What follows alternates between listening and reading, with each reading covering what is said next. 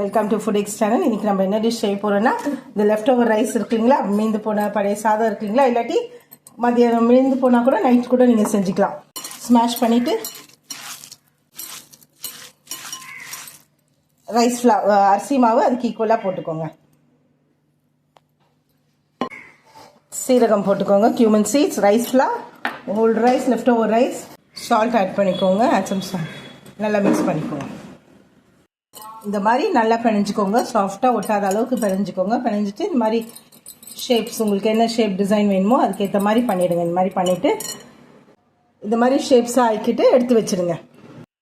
ஒரு pan heat பண்ணிக்கோங்க, ஒரு 2 டீஸ்பூன்ஸ் ஆயில் ஊற்றிக்கோங்க.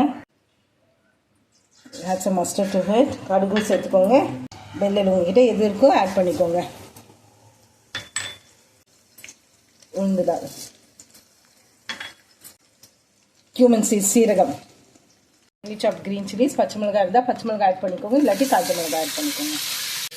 கறி லீவ்ஸ், கருவேப்பிலை, பொடியான ஃபைன்லி சாப் கார்லிக், பொடியான நறுக்கின பூண்டு போட்டு நல்லா வதக்கிக்கோங்க. ஆட் சம் சால்ட், உப்பு சேர்த்துக்கோங்க.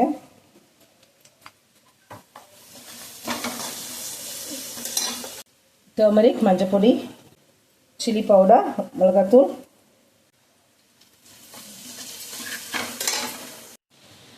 தண்ணி ஆட் பண்ணிக்கோங்க. தண்ணி நல்லா கொதிச்சதும் நம்ம ரோல் பண்ணி வச்சுருக்க அந்த ரைஸ் அதை போட்டுருங்க. போட்டுட்டு உடனே மிக்ஸ் பண்ணக்கூடாது, மிக்ஸ் பண்ணால் உடஞ்சிடும். 5 to 7 மினிட்ஸ் கழிச்சு தான் மிக்ஸ் பண்ணணும். கொதிச்சதும் அதுவே மேலே வர ஆரம்பிச்சிருச்சு. இப்போ நல்லா மிக்ஸ் பண்ணிக்கோங்க. இப்போ பயப்படாமல் மிக்ஸ் பண்ணலாம். ட்ரை ஆகிற வரைக்கும் ஒரு 5 மினிட்ஸ் கொதிக்க வைங்க. இப்போ இது ரெடி ஆகிடுத்து. அதை ட்ரை ஆனோடனே கொத்தமல்லி தூவி சாப்பிட வேண்டியதுதான். இப்போ நம்ம ரைஸ் சிலிண்டர் ரெடி ஆகிடுத்து. சாப்பிட்டு பார்த்துட்டு எப்படி இருக்குன்னு மறக்காமல் கமெண்ட் பண்ணுங்கள். ஃபுட் எக்ஸ் சேனலுக்கு லைக் பண்ணுங்கள், ஷேர் பண்ணுங்கள், சப்ஸ்கிரைப் பண்ணுங்கள். கூட அந்த பெல் பட்டனை ப்ரெஸ் பண்ணிடுங்க. தேங்க்யூ.